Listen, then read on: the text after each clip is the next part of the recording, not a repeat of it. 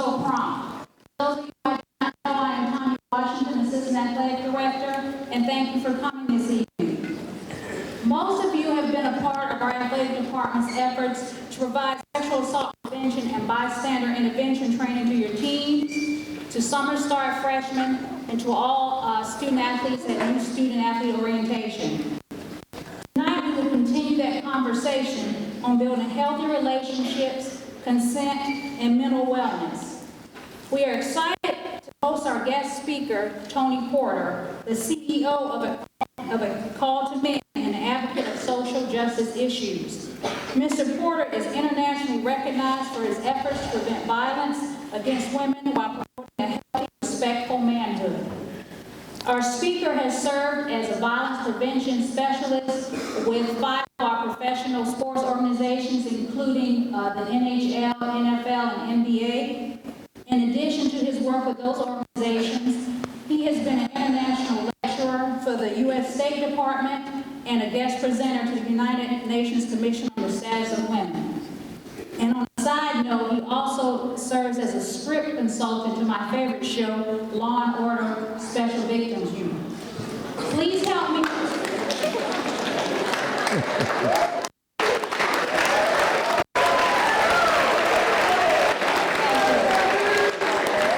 Please help me welcome our presenter this evening, Mr. Tony Porter.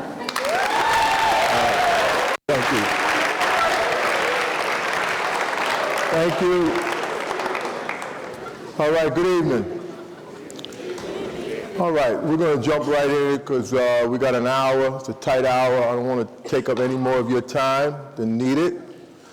And I want to get right into it. I am aware that you all, as mentioned, have been doing a decent amount of work around sexual assault, domestic violence, education, awareness, and prevention. So we're not going to stay there. What I really want to do is take it to another level and talk with you about the promotion of healthy manhood, what that means in relationship to domestic and sexual violence prevention. I also want to talk about, because we spent a lot of time talking about domestic sexual violence and the impact on women and girls, and as important as that is, I also want to talk about how we're socialized to be men and how many aspects of that's not working for us either. So that's pretty much the focus of our time together. I first want to start out by saying, it does my heart good whenever I get to talk to student athletes, particularly at an athletic program of this magnitude. You all are very important to me because your voices will expedite everything I'm about to say. You'll reach audiences that I can't touch. And so I'm really asking you to give me this hour of your time because I'm really counting on you to push this thing forward. You all have a great deal of influence in your lives in many areas, but what I do know collectively, you have influence as athletes. If you're playing sports at this level, that means you've been a standout athlete for most of you, since you're about this big. When you speak, other folks listen. Playing sports at this organization will be a part of your life for the next generation, which is 30 to 35 years. Why is that important to me? Because if we have about 500 students in this room right now, and if you're involved in sports in some level or another for the next 30 to 35 years, the number of boys and girls that you will have an opportunity to impact is tremendous, right? Your voice, the things you talk to them about, we call it your influence and your platform, the things you dedicate yourself and your time spent with young boys, young girls, speaking about athletics, but then moving it beyond athletics to other issues in life, getting past the X's and O's of the game is really, really important. So I'm always invested in speaking to young men and women who have influence, and that's you all. So while we're not going to get real deep, as I said, into domestic violence, sexual assault per se, we're going to talk more about life that's built around that, all right? As mentioned also, we work with a lot of athletic programs, pro sports programs, should I say, at A Call to Men. All of the pro sport teams, team sports, and we spend a particularly great deal of time with the NFL and have been for many years. I have a few videos I want to show you and have some discussion built around them as well. I want to start out with a video that speaks to this thing about your influence, your platform. In this video, you have Coach Rivera from the Panthers and Hall of Fame football player Curtis Martin played for the Jets. I want you to hear what they have to say about this whole idea of your influence and your platform.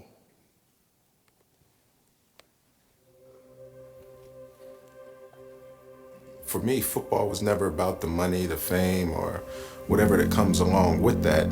It was more about using it as a vehicle so that I could do other things that for me were more important, like impact people's lives in a positive way. I think one of the things that we have to do as coaches is we have to constantly stress to our players the importance of being men, you know, and being men within the community. The NFL and the entity that it is, I believe, has the influence to somewhat shape our culture. And with that, I think that there comes a responsibility. There's this quote that says, your irresponsibility becomes someone else's responsibility. I like to think of the NFL as a responsible entity. From the top down, we have to show that responsibility. If not the NFL, who else's responsibility will it become? We are the most watched sport in the United States, and because of that, you know, we generate so much income and so much revenue, and we've got major corporate sponsors behind us. And we've got to make sure that we maintain a certain decorum. We carry ourselves a certain way because everybody's looking at us to see how we handle situations, how we handle circumstances. We set the tone. I mean, that's just the way it is. People look at us for certain things, and they want to plaster whatever we do, positive or negative, all over the media. Well, we have to understand that, and we have to be in front. The NFL, along with the players, along with the owners, along with the league, I believe that it's really up to us, even the former players, to set the right example, because I believe that children really look up to the NFL. Within the NFL, we have all the necessary moving parts to uphold that responsibility and uphold it to a very high standard, simply because of the power that we have. So much of life is really about what you do, what you say.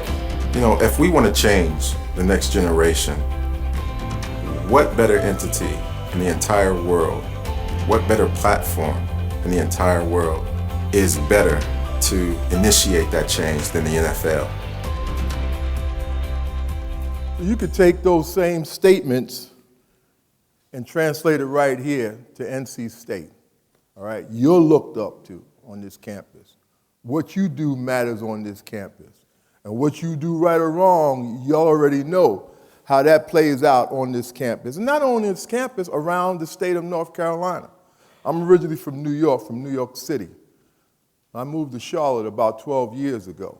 And so I know the impact you have on the state of North Carolina. So thinking from that perspective, you have tremendous influence, and you can create a tremendous platform around that influence. And what I'm encouraging you here today is to think about the things that we're talking about today and how you can incorporate that into your thinking, into your passion, and things that are important to you. I said we weren't going to talk a lot about domestic and sexual violence per se, as a, we're not going to do like a DVSA 101. Y'all got all of that. But what I do need to say is that when we talk about violence against women and girls, it is at epidemic proportions. Organizations like the Center for Disease Control have said that men's violence against women, hear me on this, and men, don't get tight, all right? Don't get tight on me. But the truth of the matter is, men's violence against women and girls is said to be one of the leading causes of injury to women in our country. They put it right alongside of cancer and heart disease, the number 1 and 2 causes of death for women. All right, so it is at epidemic proportion, to the point that there are, without a doubt, women in this room right now. You can't put this many people in this room and have this many women in this room and there not be women in this room that already experienced sexual assaults. You can't put that many people in this room, all right? There are women in this room that have already experienced, because of your age, we may call it dating violence instead of domestic violence. Then there are people in this room, meaning men and women collectively, that have experienced domestic violence. Can't put this many of us in this room and it not have happened. Meaning what? People in your family, your mother, your grandmother, your aunts have been victims of domestic violence. Some people have been affected, meaning it happened to you. There are folks that have been affected, meaning it happened to someone you love. But you can't put this many of us in this space and we all be absent of having that experience. There are men in this room right now, men and women in this room right now that have people at home that they're concerned about. While you're trying to focus on sports and your academics, there are people at home. We're not going to always talk about it, but there are men and women in this room right now that are concerned about people at home. That's called being affected. Affected it happened to you, affected it happened to somebody that you care about. We're all in this. Right? You look at those numbers up there, it's actually insane that 1/3 of all women that are killed in the United States of America are killed by the man that says he loves them the most. 1/3.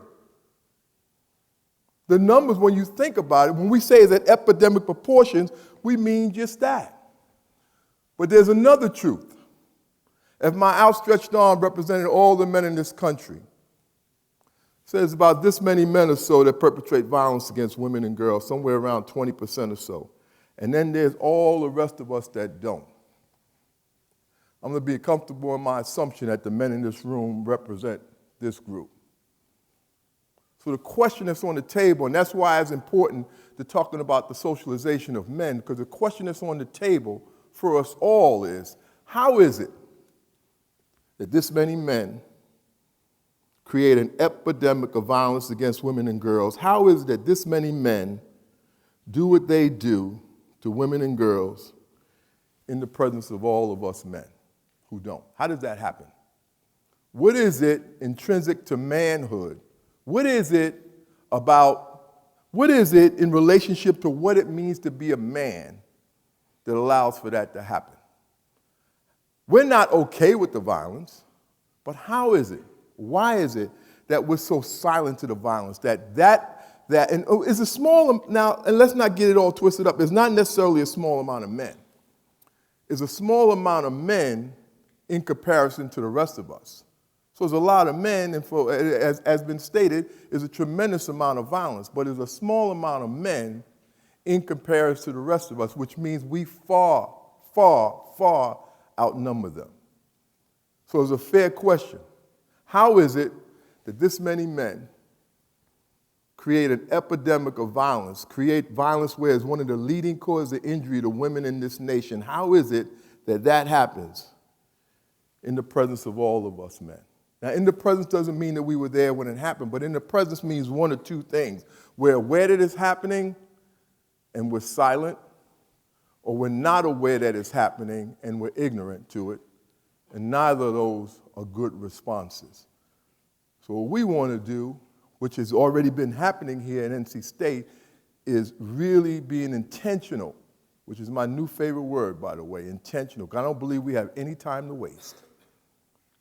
Being intentional about having these conversations.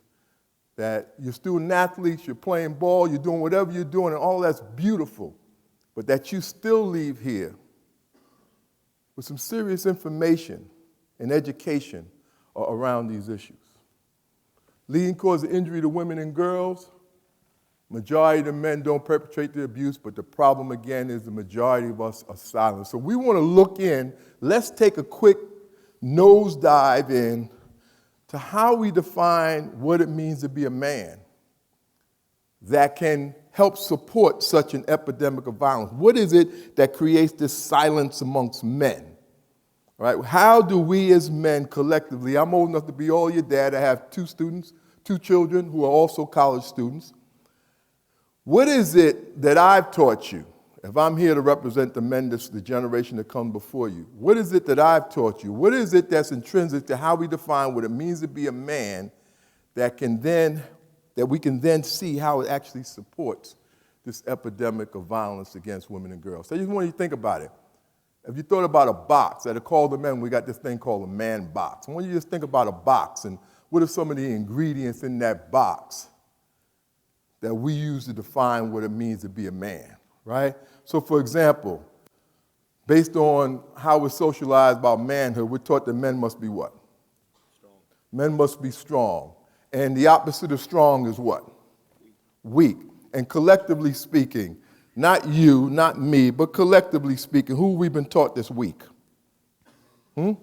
Women. I appreciate you saying that, because you ask that question, men start hesitating. Just say it, right? We've been taught that women are weak, right? Men are strong, men are tough, men are aggressive, men are dominating, women are weak and soft, and all those other words that we use to define women. See, this is what we do as men. We're taught to define what it means to be a man by distancing ourselves from what we perceive to be the experience of women and girls. And the fact that this notion that women are weak is ridiculous, right? It's ridiculous when you allow yourself to think about it, that men are strong and women are not. Think about it. When you allow yourself to be more comprehensive in your definition of strength, talking to the men now, if we allow ourselves to be more comprehensive in our definition of strength, get up off of muscles, and think deeper about what strength really encompasses, most of us as men know more strong women than we know strong men. If we allow ourselves to think deep about what defines strength, many of us as men can probably give testimony that who we are at this current moment and the opportunity that we've had at this current moment, that we owe it to the strength of a woman that's helped position us, right? But we operate based off of this rigid definition of manhood that men are strong, women are weak. In our socialization, collective socialization, that's important because we're not talking about individual men and what individual men do, because you may do something completely different than everything I'm talking about here. But there's this collective socialization of what we're taught, right? And even if you do something completely different, you still understand this socialization. We're taught as men to define what it means to be a man by distancing ourselves from what we perceive to be the experience of women and girls, which is why men, for the most part, don't even use the word weak in association with themselves. We've been taught a long time ago, don't even connect with that word, right? You're like a big, strong man. You ever feel weak? Yeah? And when you're feeling weak, how do you say, I'm feeling weak today? What's your word for you and weak? Huh? So can you hear yourself saying to the next man, I'm feeling weak today? You would say that to him? No, you wouldn't. What would you say? Maybe. I'm tired. I'm feeling tired. I'm feeling tired, work. You ever feel weak? You don't even know if you ever feel weak. You guess. Sometimes do you maybe feel a little weak? All right, you're a cheerleader. All right, so you're tossing women around. Y'all better watch this guy. All right. So you guess you feel weak sometimes. That what you said? Sure. Now you're saying sure. I appreciate that. Right. When you're feeling weak, how do you say I'm feeling weak? I'm tired. He said that. You have another way? Well, that's yours. You're tired. Do you ever use the word weak? No. Do you know why you never use the word weak? You ever thought about, but you know you're feeling weak. You don't want to feel weak. We don't talk about weak. I appreciate you. We don't talk about weakness. Again, defining manhood by distancing ourselves from what we perceive to be the experience of women and girls. I'll tell you why I'm locking into this in a minute. Also, when we think about what we're taught it means to be a man, I want you to think about feelings and emotions. What are men taught about feelings and emotions? Do we have them? Do we have them? Come on. Do we have them? Of course we have them. Of course we have them. But what are we taught to do with them? And I appreciate, I kind of appreciate, I'm not happy about it. It makes me a little sad, but I kind of appreciate when men say, no, we don't have them. Because so much of what we're taught is the stuff from so far away, and we're taught that at such an early age that we operate like we don't have them. All right? Now, there's one emotion, though, as men we give each other permission to express. Which one is that? I hear women yelling out before I even heard them now. I don't know what that's about, but she'll tell us later. Right, yeah. So yeah, anger is the one emotion, y'all stay with me. Anger is the one emotion we as men give each other permission to express. I'm gonna break this down, I'm gonna tell you why I'm going here in a minute, right? But what we don't really know, or far too often we don't really know, is that anger is what we call a secondary emotion. It's a response to one of two emotions all the time, 110% of the time. Every time you get angry, you are either scared or your feelings was hurt. Every single time you were either scared when you got angry, something frightened you, or your feelings was hurt, right? But when you think about men being taught to deny feelings and emotions, our emotional intellect then becomes very limited. So most of us don't connect around when I'm angry, I'm actually scared. Or when I'm angry, I'm actually afraid. Think about it. Hornets jersey. You ever get scared? When you're scared, how do you say I'm scared? What's your word for you in scared? I'm upset? All right. How about you? You ever get scared? Yeah, I'm talking to you, yeah. When you're scared, how do you say I'm scared? You say I'm scared? So you would say to the man next to you, yo, man, I'm scared right now, right? Well, I appreciate that. Because for the most part as men, we don't go there, right? What's your word for you in scared? Huh? Nervous. I like nervous. I like nervous. Nervous is a good one. My son Kendall, I asked him, I said, Kendall, you ever get scared, son? He said, yeah, Dad, I get scared. I said, when you're scared, how do you say I'm scared? He said, well, I might say something like, I'm out. I said, I'm out? What the hell that mean, I'm out? Excuse me. He said, well, just picture somebody, right? I'm out, right? But for us as men, that might be a cool way to say I'm scared. But we do not talk about fear. All right? We do not talk about fear in our quest to define what it means to be a man by distancing ourselves from the experience of women and girls. We don't talk about fear. All right? And we definitely don't talk about our feelings being hurt when we put so much time into acting like we don't have feelings.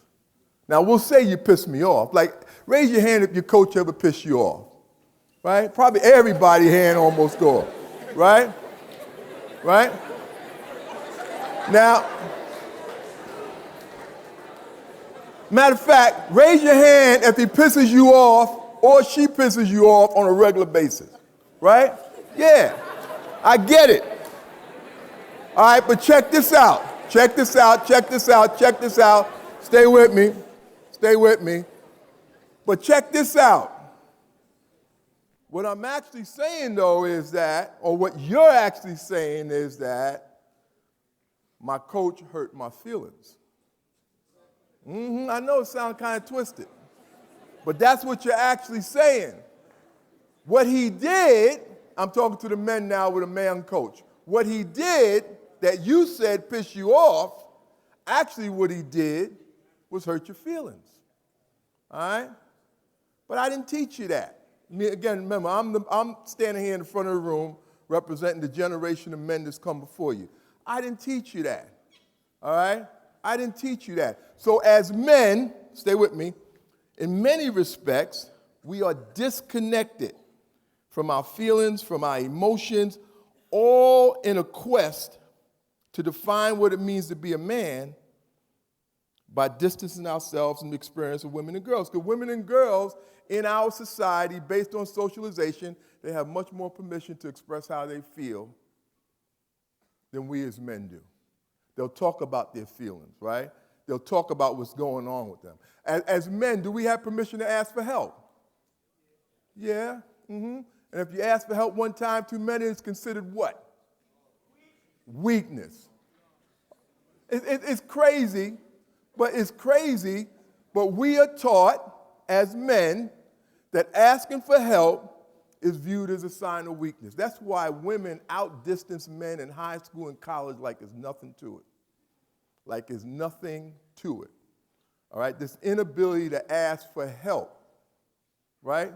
Think about this. 16-year-old young man, looking a little twisted up. I go up to him and I say, hey, John, what's going on, man? You all right? What's John's almost immediate response?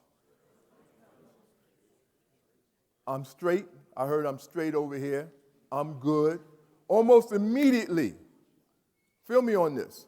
Almost immediately. Before John can even think about telling me what's going on, almost immediately he got to say, I'm good. And we've taught him that from the time he was this big. He got to say, I'm good first, right? Men are taught that men don't ask for help, men don't offer help, and men don't accept help. When you think about that. So if I came up to John and John said, I'm good, he's good. Leave him alone. Now, women don't do that, right? Because if John told a woman he was good and she know he ain't good, she'd pull up a chair and sit right down next to him and say, you ain't good and we ain't leaving here till you tell me what's wrong. I know I sound like some of your mamas right now. We ain't leaving here until you tell me what's wrong, right? So this whole idea of defining manhood by distancing ourselves from the experience of women and girls, it's not working for us as men, all right? It's not working for us as men, but I'll tell you how it's working. In order to effectively distance yourself, we are taught to have a lack of interest, right? We are taught as men to have a lack of interest in the experience of women and girls growing up, not 100%, but far too often outside of what we would call sexual conquest. I don't mean no harm, I'm just telling the truth. Far too often, we are taught as men to have a lack of interest. See, like you can't distance yourself and be but so interested at the same time. And when you think about men, how collectively we treat men who are interested in the experience of women and girls, and sexual conquest is not a goal. Think about it. Think about how we treat a 12-year-old boy that got 5, 6, 7, 8 girls that are just his friend. Think about how we treat him, right? Think about a 12-year-old boy whose dad comes home and he's sitting on the porch with 5, 6, 7 girls that are just his friends. When he comes into the house 30 minutes later, what's one of the first questions dad got for him? Which one you like? Right? Which one you like? Not all dads, not no 100%, but far too often. And if the boy said, seen the one over there dad had on the jeans and the purple shirt, I like her. The conversation could be over then. But if he says, not 100%, but far too often, if he says, I don't like any of them, Dad. They're just my friends. Well, that conversation will probably continue, right? Want to know what you do with them when you're with them, what you talk about when you're with them, where the guys. It helps me to understand that even with good dads, we're not talking about bad men, but in our socialization, unknowingly, we are challenging this boy for having girls that he's not sexually interested in, for having girls as friends, and sexual conquest is not his goal. We are challenging him. All right? So far too often, defining manhood by distancing ourselves from the experience of women and girls, in order to effectively distance ourselves, we are taught to have a lack of interest. All right? And we believe it's that lack of interest that allows, and that follows us throughout our lives and starts showing up in a whole lot of other ways. And it's that lack of interest that allows this many men to do what they do to women in the presence of all of us men. Sometimes I want to say good men, but I kind of choose not to. And I'm not saying that we're bad men. I just don't want to give us too many props. Let me continue in that space. How many men, male-identified folks in this room, have taken a women's studies course since you've been here? Raise your hand. I see about maybe 10 hands. Maybe 10 hands. All right, this man right here. What course did you take? Women's Studies and Technology. How many students in the class? How many students in the class? Online. All right. I appreciate you took it. But for our purposes right now, online don't count. All right? But I appreciate you took it. Who took a class and was in the classroom? All right. How many students in the class? 20, 25. How many were male identified? 4 or 5. That's actually a large number, to tell you the truth. 4 or 5. All right. When you told your partners, when you told your friends, when you told your boys that you was taking, well, what class anyway? Women and Gender Studies. So when you tell your fellas that you're taking a Women and Gender Studies course, right? You already know what I'm asking. You're already laughing. What did they say? They questioned it. What would be a question that you say they questioned and they laughed about it? What's the question? Why are you taking it? That's an important question. Because based on defining manhood by distancing ourselves from the experience of women and girls, to most effectively distance yourself, you have to develop a lack of interest. Y'all feeling me? You got to develop a lack of interest. That lends to why you're taking the class, right? So how do they make sense of why you were in the class? No, that's why you were in the class, because you needed a diversity class. What did your friends say about why you were in the class? How did it work for them? They just laughed. What are some of the reasons men come up, or some of the ways, the ideas, or some of the ways men begin to understand why a man might be in a class is 30 women and 5 men? We begin to say what? He's in the class because of what? He's in there to meet the women, right? He's in there to meet the women. We, unfortunately, we say 2 things. We say he's in there to meet the women, or he must be gay. We go to those places. And we could talk about being gay, transgender, nonconforming, and that's a whole nother conversation that we can have around gender fluidity and how it fits in its whole thing around manhood. All right? But what we don't say, folks, what we don't say is he's in the class simply because he wants to learn about the experience of women. We don't say that. Far too often, we don't say that. And until, feel me on this, until we begin to normalize that it's real simple. Until the day comes where that's like a dog question, like a stupid question, until that day comes, we'll still be operating with this many men will do what they do to women in the presence of all the rest of us men. Until we begin to challenge this notion of distancing ourselves from the experience of women and girls to define what it means to be a man. I don't know if you can see it there. There's a silhouette with a boy like this and a girl like this whole idea of distancing. And speaking in respect to gender, that distancing also contributes a great deal to when we talk about a binary, right? Man, woman, with no fluidity of gender in between. That helps to cement this binary. Actually, I love young people like yourselves that are really messing with this binary. That are saying we're not going for it anymore. We're not doing it. We're not down for it. All right? And questioning everything you want to and feel like and doing it freely, unapologetically. I love it. Question the hell out of it and do you. I love it. But that's what you're up against is this cisgender, heterosexual binary that's been in place for a long time that's actually, I'll go back to saying, I mentioned that intentional was my new favorite word. I want to go further and say we're living in a time where it's very important to be very intentional.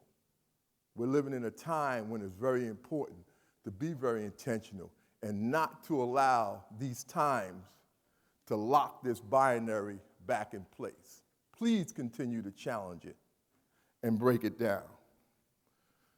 So a lot of what we're taught collectively of what it means to be a man is to have less value in women. It's really, y'all athletes, is the reason why if I'm talking to men as athletes, the quickest way for a coach, not that they would do it here, but the quickest way for a coach to tell a man he's not playing up to par is to tell him he's playing like who?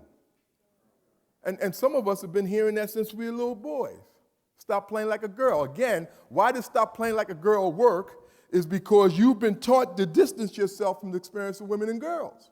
So if I tell you to stop playing like a girl, I'm actually telling you over here. Everything we taught boys that it means to be a man, that means to buck up and get your butt back over here. So it's a quick and easy. And unfortunately, you're playing like a girl actually is too soft. So we can't just simply say you're playing like a girl because that's too soft. Actually, if you say you're playing like a girl, then you're going to be ridiculed because that's too soft. So you got to come what? You got to bring it what? Harder. And what does harder mean? Harder means more dehumanizing, more denigrating language. That's what bringing it harder means, right? So you don't even have permission to simply say you're playing like a girl. You got to come harder. Language we won't even give airtime. But y'all know exactly where I'm coming from. Harder means more denigrating. Harder means more dehumanizing language, right? So there's this collective socialization of manhood, and within that collective socialization, we as men are taught to have less value in women. We're also taught that women are the property of men. And in your sessions around domestic violence, you would then know that one of the mainstays of domestic violence, one of the foundation of domestic violence is that men have a belief that women are their property. And we do know a few hundred years ago that was true. And while it's no longer true, it's still very much tolerated in our communities. What we're bringing you here is an equation right now that helps us to understand some of this epidemic of violence. I'm kind of going back there on you. We're taught to have less value in women. We're taught to view women as the property of men. And what's that? What's that? Come on. Nobody don't know what that is? It's no indictment on you because you know. It's a T-shirt. Look at it now. All right? See, the reason why I would assume you know is because I found it at the places where y'all go for spring break. All right? Where? It wasn't at Myrtle Beach. I'm thinking North Carolina. It wasn't Virginia Beach. I'm thinking it was actually a place called South Padre Island, and that's the shore area of Texas. So if you're going to school in Texas, that would be the place you would go to spring break. Anyway, look at that, all right? The man pointing to his head. The legend pointing to his penis. Let's think about this for a second. Let's think about this. Look, hey, check it out. We're all adults here. I don't have no time to be sugarcoating and playing around. We're adults here. Think about it for a second. The word legend. Well, forget about the penis. Just knock that out of your mind for a second. Just think about the word legend. All right? Legend. All right? Just give me some definitions of legend, right? A legend means what? Say it again. Lives forever. I like that. Legend. The best at whatever you're doing. Yes, sir. Legend. Blue cap.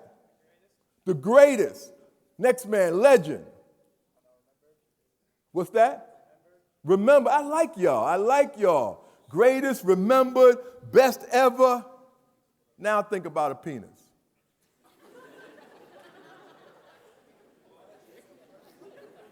Now check this out. Now, this is a serious question. This is a serious question. This is a serious question. This is a very, very serious question. How are men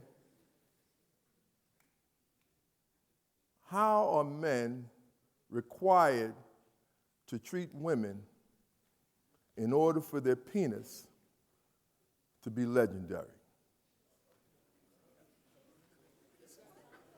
Now, I'm going to tell you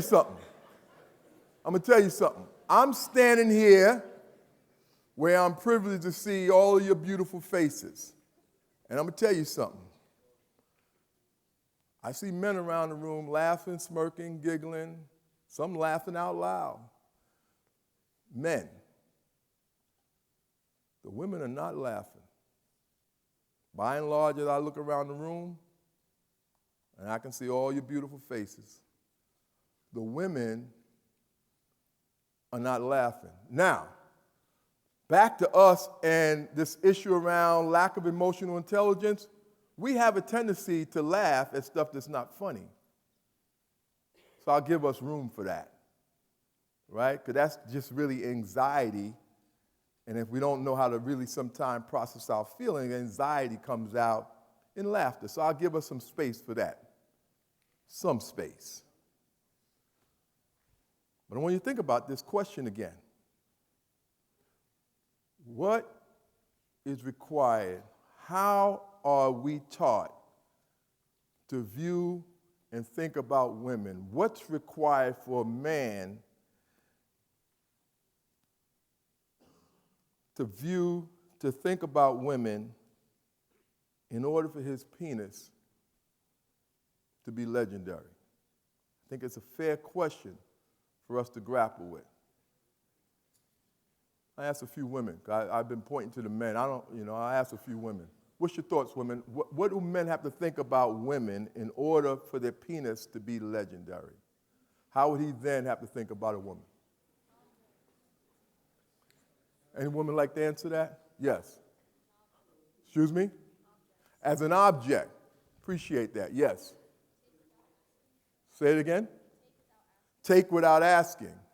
Yes. How would a man have to view or think about women in order for his penis to then be legendary? Any other woman? Yes. A lot of people need to know about it. Appreciate that. Yes. Many different women. Yeah, legendary requires, in many cases, something happening often. Yes. Less than. Appreciate that. Now, let me ask men in the room. When we think about this, men, how are we taught? And not you, but we. Not your individual behavior, and your remarks are not an indictment on you. It's about the collective socialization. You could be doing something completely different, but it's what we've been taught. And at the end of the day, hold me accountable, because most of what you know about being a man, you learned from me. So in that teaching, now I'm asking those in the room who are male identified, what have we been taught? In order for a man's penis to be legendary, what then have we had to been taught of how to view women? And I'm asking this question to a man in the room. There's something else that I'm doing right now also. You heard me mention earlier about, and I locked into it, about your influence and your platform. Well, the way you create an influence and some platform around this, you got to practice talking about it. You can't challenge your buddy. You can't teach your younger brother. You can't talk to a bunch of kids that you're coaching or whatever unless you practice talking about this stuff. All right? And we talk about as men being courageous, that whole no fear. Well, this is a whole nother level of what it means to be a real man. To raise your hand and talk about this. It's a whole nother kind of real man. Because you heard me mention this whole thing about this man box, you are then making a conscious decision that I'm going to step out of this box. I'm not going to be held hostage to this box. That is more to being a man than this box. So I asked that question again. It's a man in the room that will speak to this. Yes, sir. Excuse me? So the question again is, how would a man have to think about his penis, right? How would a man have to think about women in order for his penis to be legendary, right? And you said they can't handle it. I'm not sure what that means to me. I don't know if I get it. Look. Y'all hold up. I appreciate you going there, all right? Now, when you say they can't handle it, is that like this notion of the size of a man's penis? Yeah, that's real. That's real. We go there. Hold up. Y'all stay with me. Stay with me. All right? Because a lot of times for men, look, y'all are adults, and I just don't have no time to act like you're kids. So work with me. I can't be here. I ain't in middle school. Y'all adults. But with men, I think what I connect with around that they can't handle a lot of times is how we look at our penises as weapons. All right? How we look at it as weapons. All right? And I just want y'all to hear this. I want y'all to hear it. Because nothing that we're talking about right now has anything to do with dignity, humanity, love, right? We're talking about conquest, right? One of the women said earlier, objectification, right? I'll add to it, dehumanization. These are the things that we're talking about now. I want to hear from one more man. Yes, sir. Always got to get the job done. And that would be interesting in this whole thing around sexual conquest, right? I didn't say anything about making love. I said conquest, right? And what that means to us as men. I don't have time to dig deeper into this, though we could talk about just this alone for an hour. But I want you to walk out of here with that with you.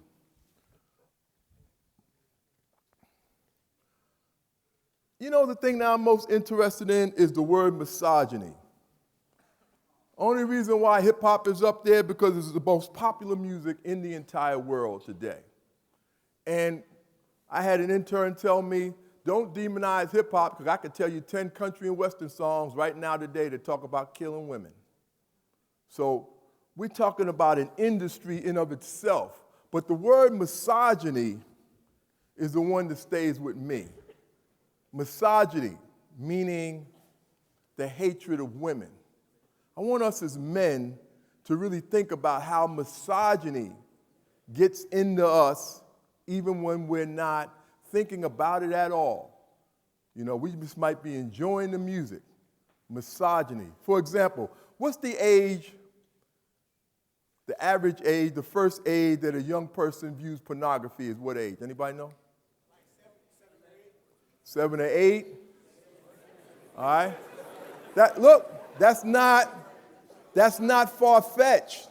The average age is 10, which means 7 and 8 is in there.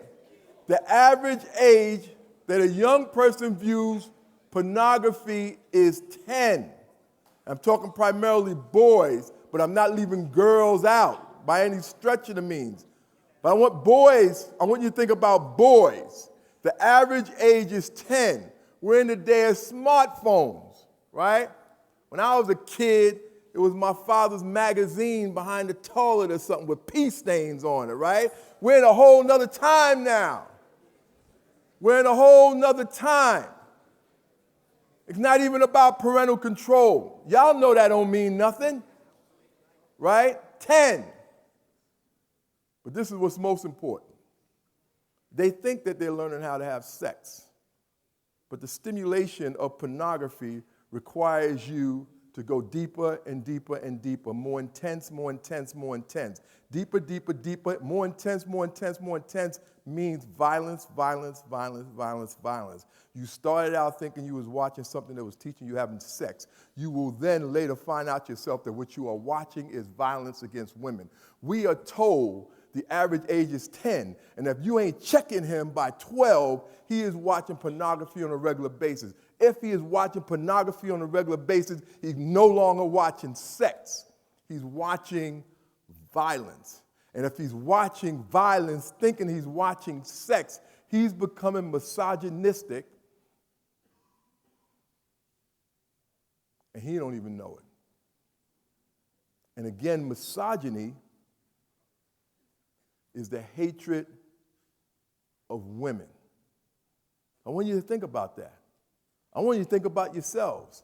I want you to think about people you care about and love.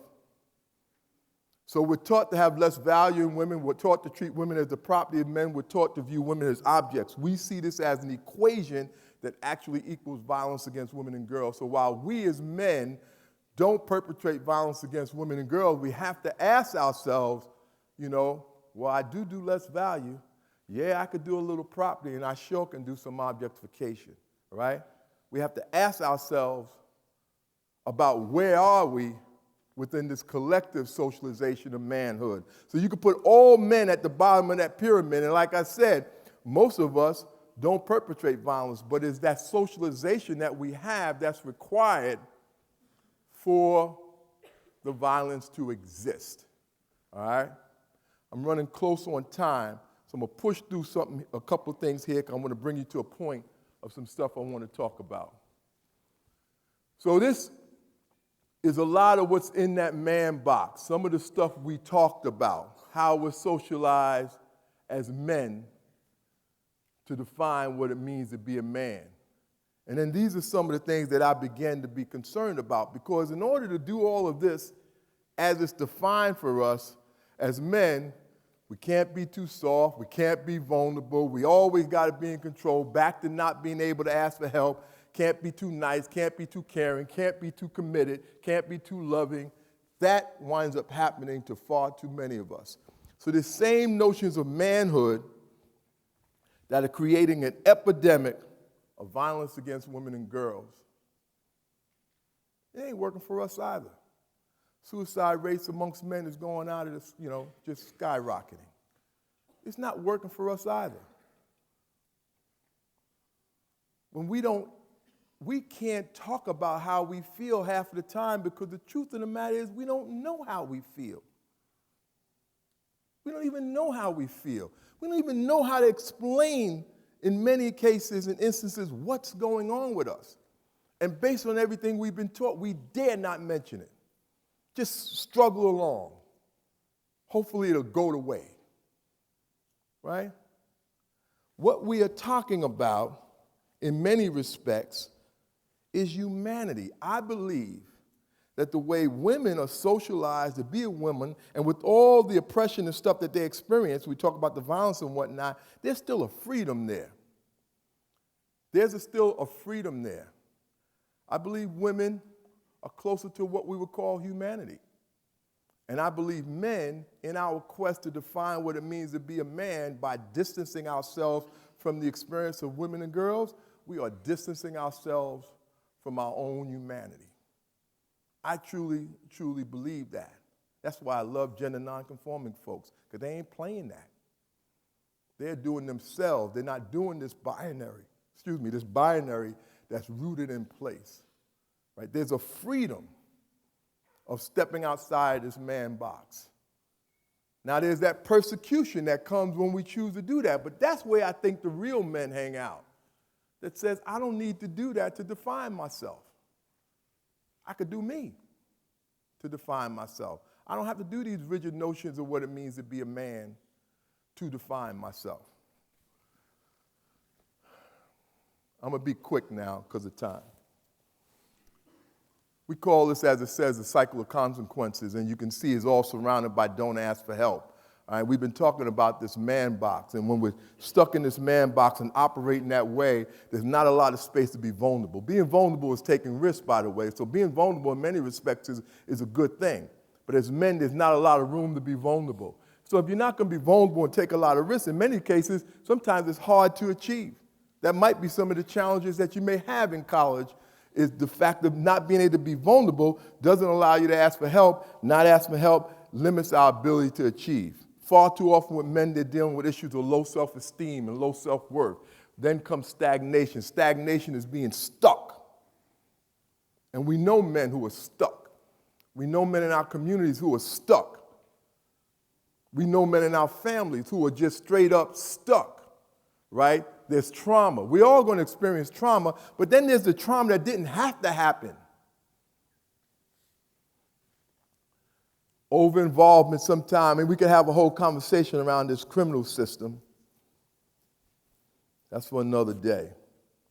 But then there's this over-involvement, and then you come back to this man box to figure out how to deal with it, and then you can see this secular experience. And many of us as men find ourselves on this. So these same notions of manhood that have created an epidemic of violence against women and girls, they're killing us too. And it's time for us to challenge. It's time for you to challenge. I'm on my way out of here. You're the generation. You're the generation that got to grab this torch and run with it. Middle schoolers don't listen to me. I'm grandpa to them. I listen to you. How many of y'all go to schools and talk to young people right now? Any of y'all go to some of the middle schools and whatnot and talk to young people? Yeah. All right? And they listen to you. They sit on the edge of your seats and listen to you. Most of you are going to be involved in coaching, not necessarily coaching, but sports in one aspect or another for the next 30 years. Think of the thousands and thousands of young people that are going to come your way. I'm really invested in you, not only understanding this, thinking about it, studying it, but developing a voice to then speak to it.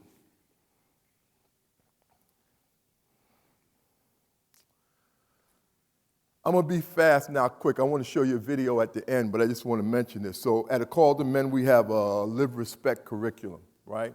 So on the website, just download it. It's free of charge.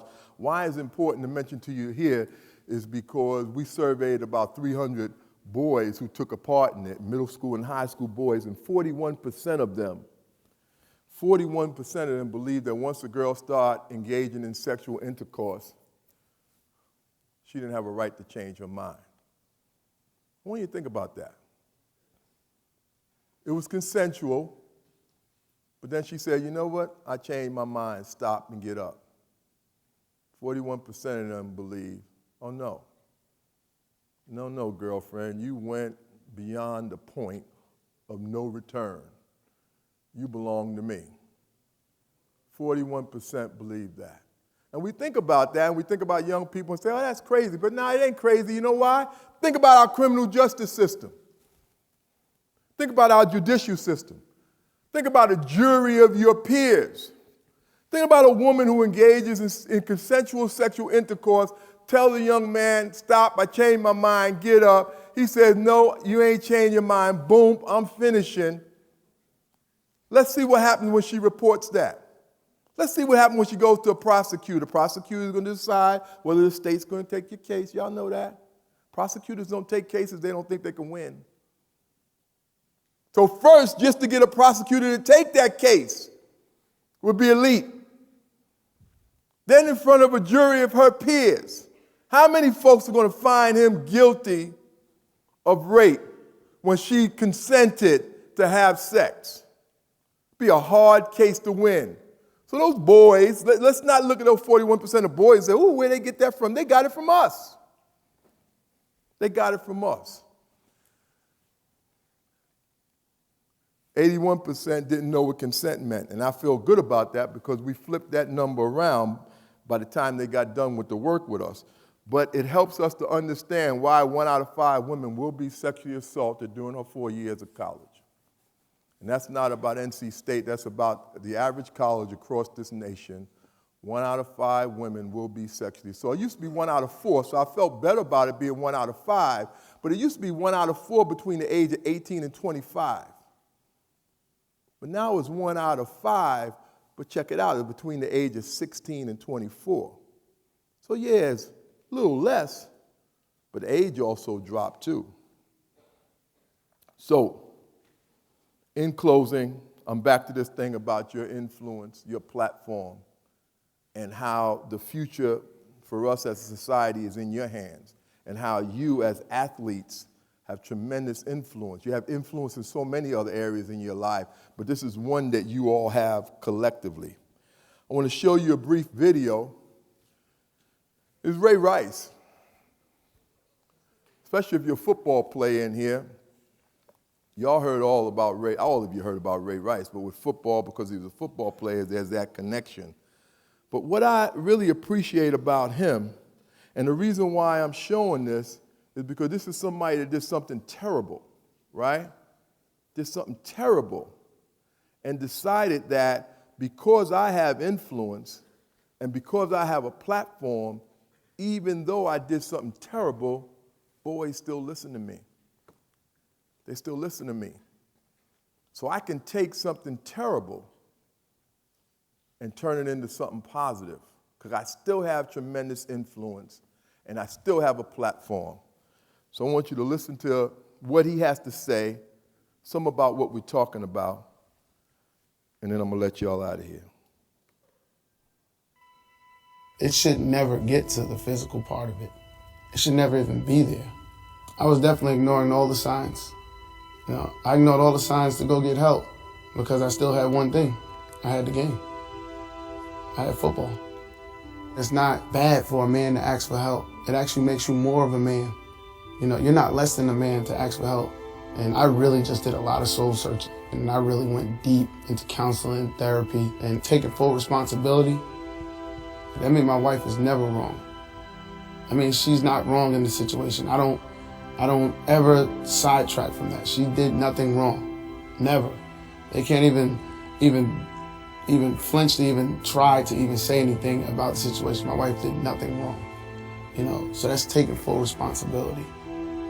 If I never did anything else, in life, I have to be a great husband and a great father. You don't have to respect me as a football player, but one thing I would want is to respect that, you know what, I'm not hiding.